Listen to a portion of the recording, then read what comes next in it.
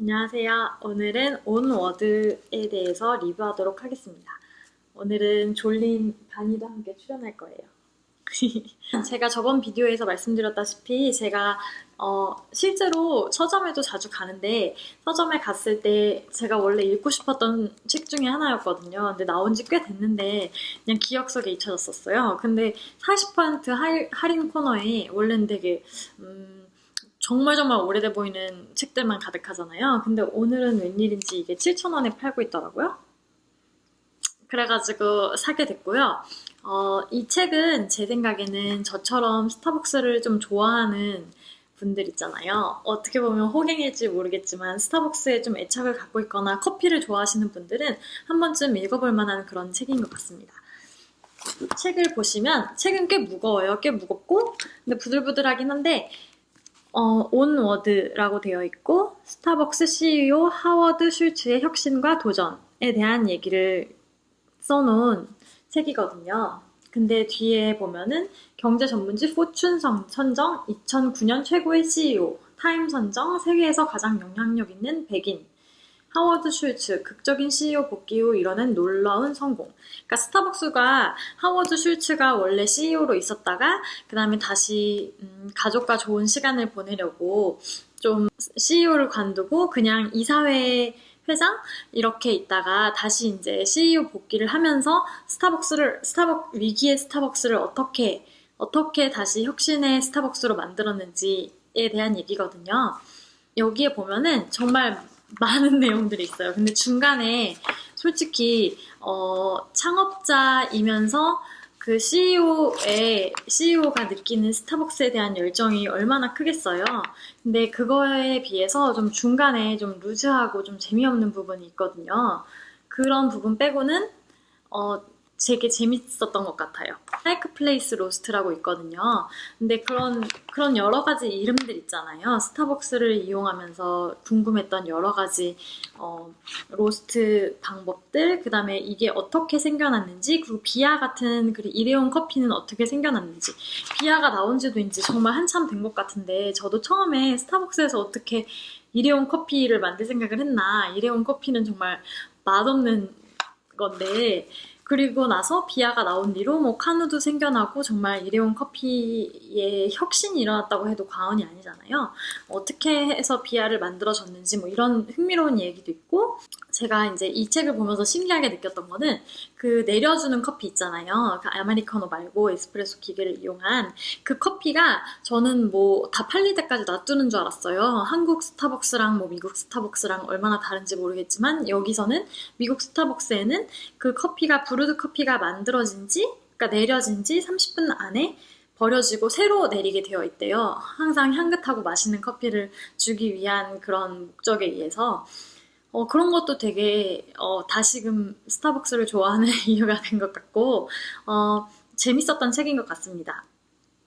그리고 처음에 보면은 머리말 정도에 보면은 스타벅스에서 원래 일하던 알바생이었는데 스타벅스는 그냥 원두만 만들어내는 공장이었거든요. 원두를 볶아서 파는 원두를 공급하는 그러다가 이제 하워드 슐츠가 그 작은 커피숍 체인을 내고 결국에 스타벅스 원두를 공급받다가 스타벅스를 인수하면서 스타벅스라는 이름을 사용한 커피숍을 내게 되는데 이제 저는 스타벅스라는 이름이 되게 특이한데 어디서 나오는지 몰랐었어요. 근데 혹시 서점에 가셔서 보셨을지 모르겠지만 모비딕이라고 이렇게 두꺼운 소설 있거든요.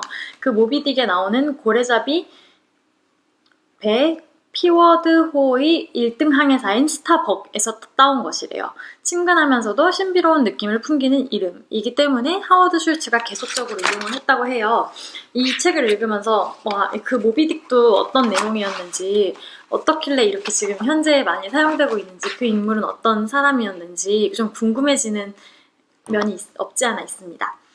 그리고 그 클로버라는 기계로 우리 현재 한국에도 들어와 있는 리저브 매장 있잖아요. 리저브 매장에서 그 내려주는 신기하게 생긴 에스프레소 기계 아닌 그 기계 있잖아요. 그 기계에 대해서도 설명하고 있고 그리고 또 한 개 신기한 것은 바니를 이제 내려줘야겠네요. 아니요. 심심해합니다. 신기한 것은 하워드 슐츠는 저는 항상 에스프레소 기계로 내려 먹을 줄 알았거든요.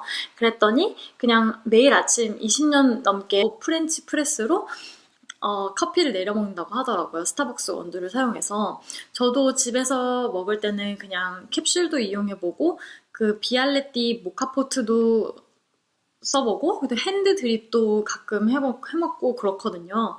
근데 프렌치 프레스는 보덤이라는 회사에서 나온 그 기계가 그 프렌치 프레스 그 작은 컵이 어떻게 생겼는지만 알고 어떻게 내리고 어떤 맛인지는 잘 모르는데 좀 궁금해지는 계기가 되는 것 같아요.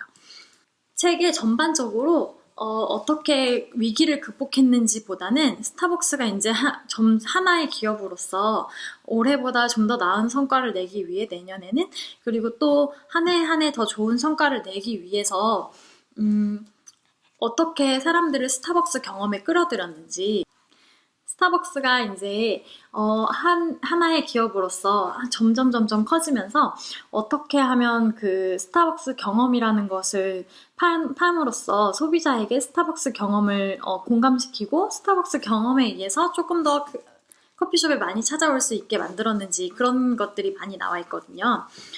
저는 이게 좀 오래된 소설이고 오래된 책이고 조금 제가 궁금했던 얘기는 어떻게 어플리케이션을 만들었는지, 어떻게 리워드 프로그램들이 좀 더 지금처럼 발달하게 되었는지, 리워드 프로그램에 대한 얘기도 있어요. 그 골드카드 이런 것들 있잖아요. 근데 그게 어떻게 만들어졌는지만 나오고, 어떻게 지금까지 발전했는지는 잘 안 나와 있거든요.